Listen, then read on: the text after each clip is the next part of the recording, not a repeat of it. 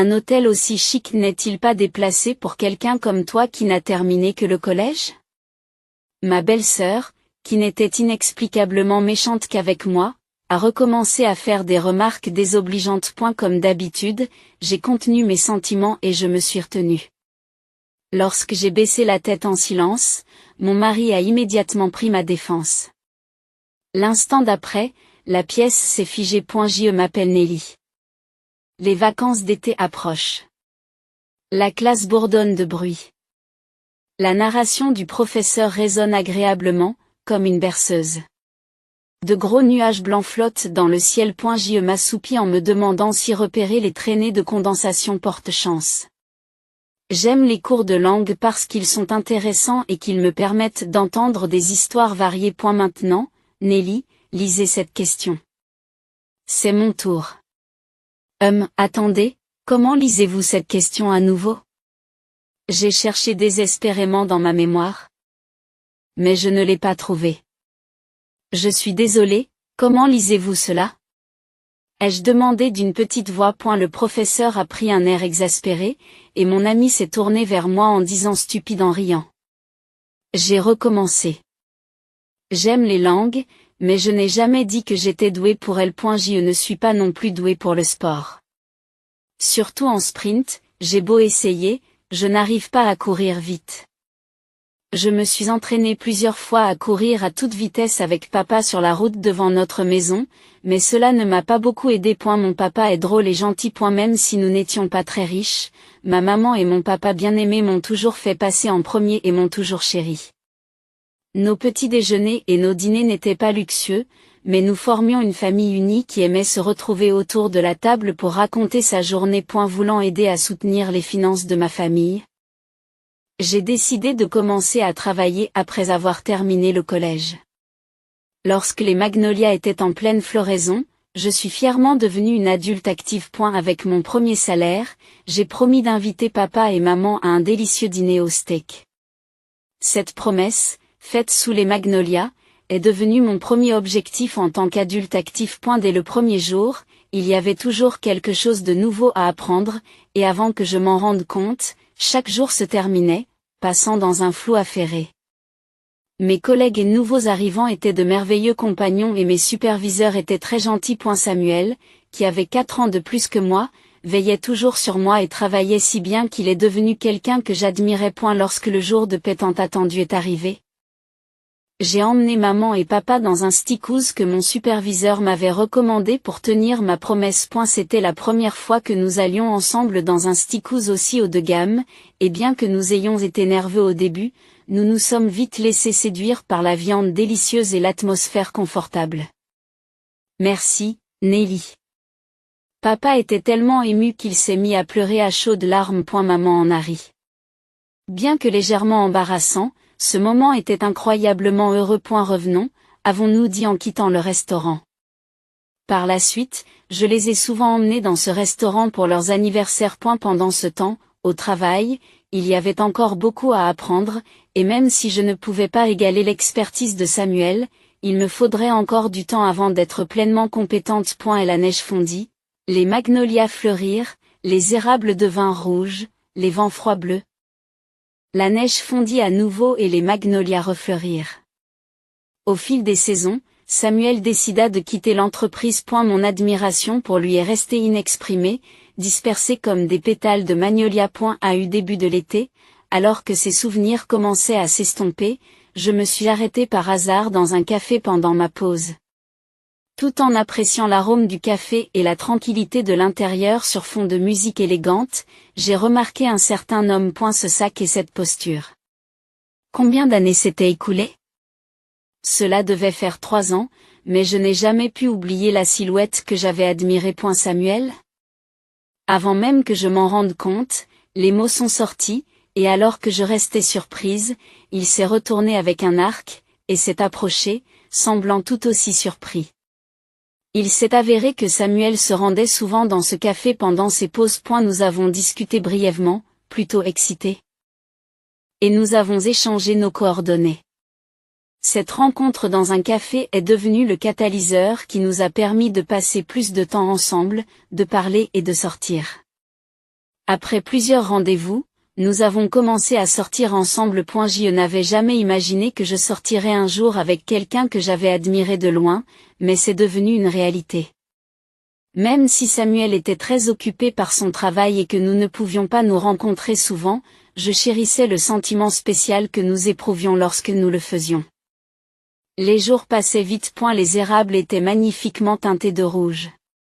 Marcher et sentir les saisons à travers les arbres de la rue n'a pas changé depuis que j'ai commencé à travailler. Je suis épuisée. Je me suis effondrée sur le canapé, toujours en tenue de travail. Même après presque 10 ans, mon corps ne s'y était pas habitué. Ces derniers temps, il y avait eu plus de choses nouvelles à apprendre. Alors il n'y avait rien à faire. A eu lieu de me gronder, maman me disait gentiment, merci d'avoir travaillé dur depuis le matin, puis elle mettait en place le dîner qu'elle avait préparé. Ce soir, il s'agit de poulet frit. Attiré par l'arôme de mon poulet frit préféré, je me suis levée, j'ai changé de vêtements et j'ai aidé à préparer le dîner. Je ne devrais pas me prélasser comme ça. J'ai quelque chose d'important à dire à papa et maman aujourd'hui. Après avoir mis les couverts, tout était prêt. Juste à ce moment-là, papa est rentré à la maison. Oh, du poulet frit aujourd'hui, dit-il joyeusement comme premier mot en rentrant, se changeant rapidement avant de se précipiter vers la table. Ces derniers temps, les voyages d'affaires de papa et mes gardes de nuit se chevauchant, cela faisait un moment que nous n'avions pas dîné tous les trois ensemble. Papa et moi, affamés, avons commencé à manger tout de suite. Le poulet frit de maman est certainement le meilleur. Tout en savourant le poulet frit et le bonheur, je me suis soudain souvenu. J'avais quelque chose à dire à mes parents aujourd'hui. Maman, papa, j'ai quelque chose d'important à vous dire. Ils se sont regardés l'un l'autre, puis m'ont regardé. Comme il était rare que je parle de manière aussi formelle, ils semblaient inquiets. En voyant leur visage, je n'ai pas pu me retenir et j'ai commencé à rire en leur montrant mon annulaire gauche. Tata, je vais me marier. Ne fais pas de telles grimaces, ai-je souri. Leurs visages se sont immédiatement détendus et papa a commencé son flot de questions. Qui est-il? D'où vient-il? Quel genre de personne est-il? Depuis combien de temps sortez-vous ensemble? Maman était-elle au courant? Papa était-il le seul à ne pas être au courant? Oh, Manelli. Se lamente-t-il bruyamment. C'était exactement ce à quoi je m'attendais. Comme j'avais déjà parlé de lui à maman, elle était vraiment heureuse, disant que c'était merveilleux. À côté d'elle, papa faisait tellement de bruit que maman et moi avons dû le calmer. Oui, je suis désolée d'avoir gardé le secret. Papa ne le pardonnera pas. Malgré ces paroles, papa avait l'air très soulagé. Peu après, les préparatifs du déménagement ont commencé. Voilà, c'est tout. J'ai fermé le dernier carton et je l'ai empilé sur le bord. Les cartons emballés étaient au nombre de 10, moins que ce à quoi je m'attendais. En travaillant, nous avons trouvé mon album et mon journal de collège. Nous les avons parcourus. Nous avons ri de bon cœur et nous nous sommes remémorés des souvenirs. Se laisser distraire fait partie de tout grand nettoyage. Maman a trouvé mon vieil animal en peluche. Elle l'a regardé avec nostalgie et l'a mis dans une boîte en me disant de l'emporter avec moi. Alors que nous parlions du bon vieux temps tout en faisant les cartons, la pièce s'est rapidement vidée. Maman était un peu inquiète à l'idée que je vive avec la famille de mon mari juste après avoir quitté la maison. Après tout, j'avais grandi sans jamais avoir appris à cuisiner. Tout ira bien, Samuel est gentil. Je me sens un peu seule parce qu'il n'est pas souvent à la maison, mais je me débrouillerai, répondis-je joyeusement. Sans savoir ce qui allait suivre. Je t'avais dit de ne pas mettre ça là. C'était la sœur de Samuel, Eda. Depuis mon arrivée, Eda s'était montrée constamment froide et dure dans ses propos. Pour une raison ou une autre. Elle ne traitait personne d'autre de cette façon. Pensant que la cause devait être ma propre inefficacité et mon incapacité à bien faire les choses, j'ai travaillé encore plus dur au ménage et à mon travail. Les jours de congé, je me rendais chez mes parents pour apprendre des recettes de cuisine auprès de maman. Elle m'accueillait toujours avec mon poulet frit préféré. Aller apprendre la cuisine n'était qu'une excuse, en fait. Je voulais goûter à la cuisine de maman et retrouver le confort de la maison. Comment se porte votre nouvelle maison? Tu te débrouilles bien? Je suis inquiète, disait-elle avec une telle sincérité que je me surprenais à mentir. Tout le monde est gentil, et il me complimente même sur ma cuisine, disais-je. En réalité, ma belle-mère et mon beau-père étaient très gentils avec moi. Récemment, ma belle-mère m'a même appris ses spécialités culinaires. Ils m'ont également donné des conseils sur les tâches ménagères. Et j'ai essayé différentes approches pour savoir comment gérer les tâches ménagères de manière efficace. Pendant ce temps, Eda continuait à trouver à redire à tout ce que je faisais et à m'attaquer avec des mots froids.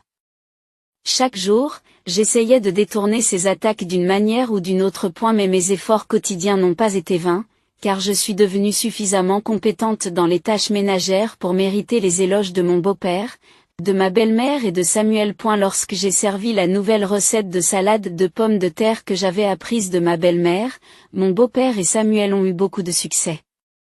Cependant, l'attitude d'Eda n'a pas changé du tout. Au contraire, ses mots et ses expressions étaient devenus plus forts, semblant s'intensifier par rapport à ce qu'ils étaient au début. Un jour, alors que je m'habillais pour sortir, les portes se sont soudainement ouvertes.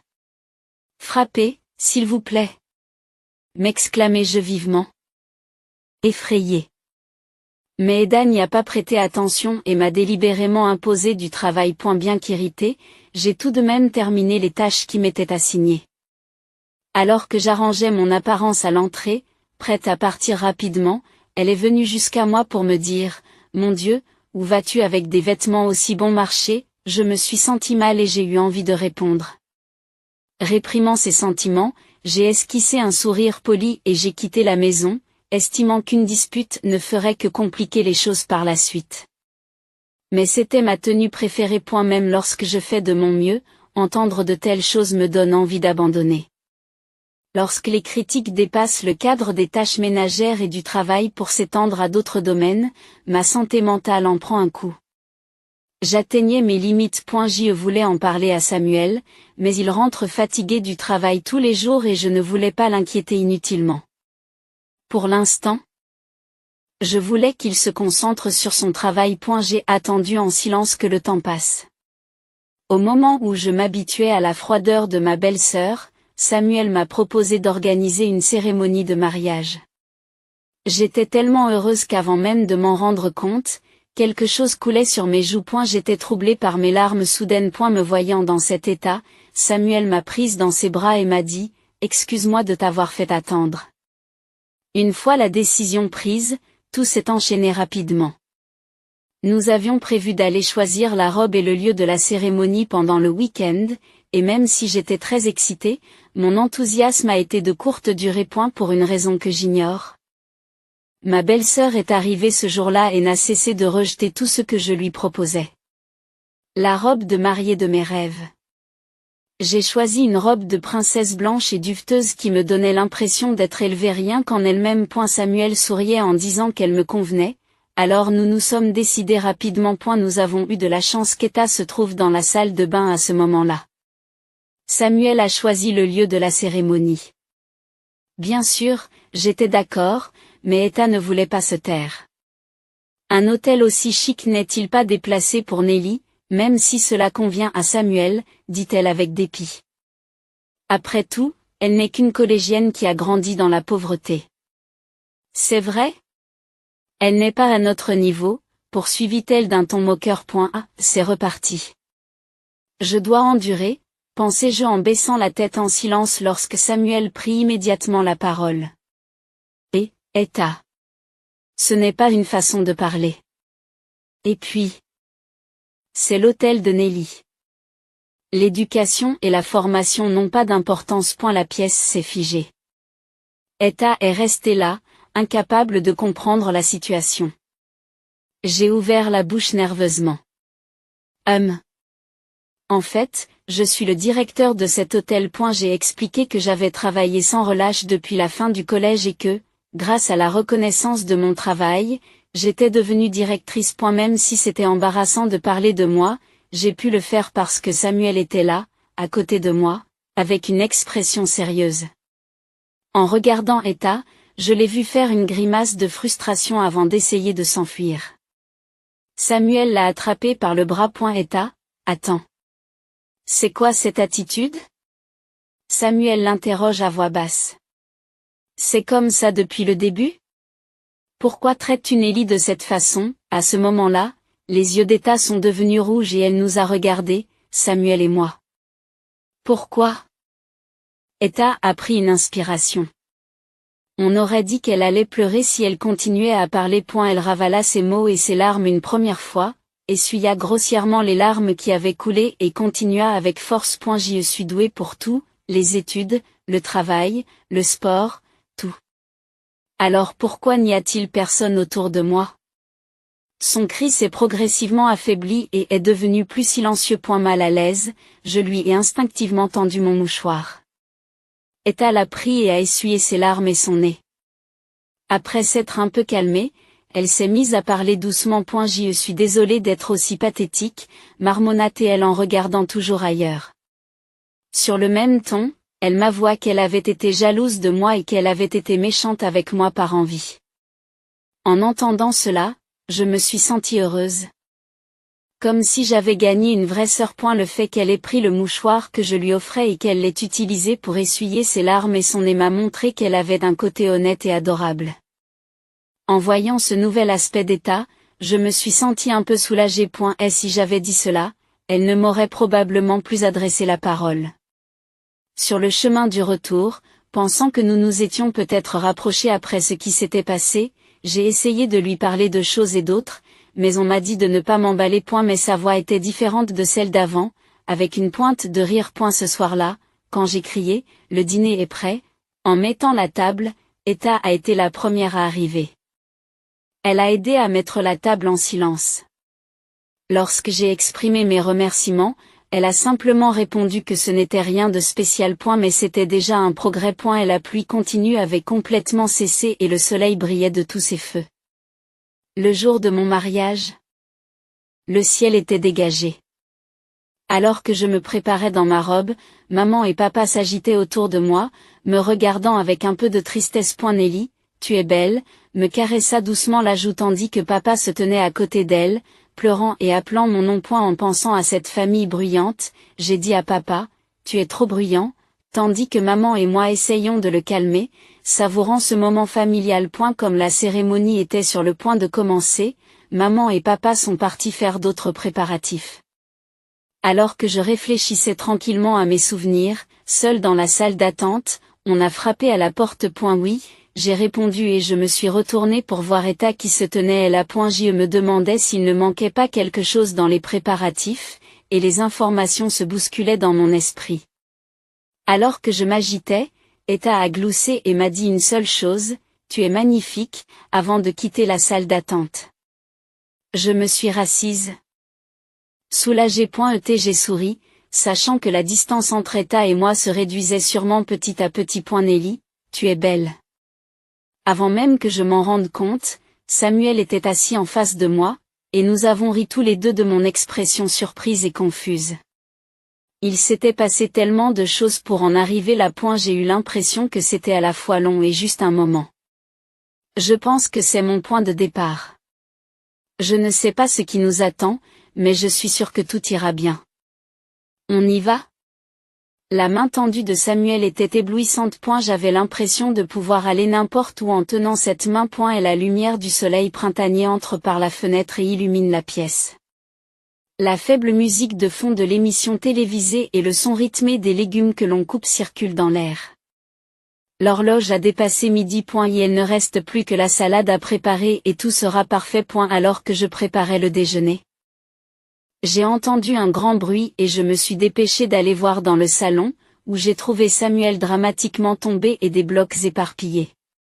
Ah, papa a perdu. Samuel reconnaissait joyeusement sa défaite tandis que notre fille semblait ravie de sa victoire.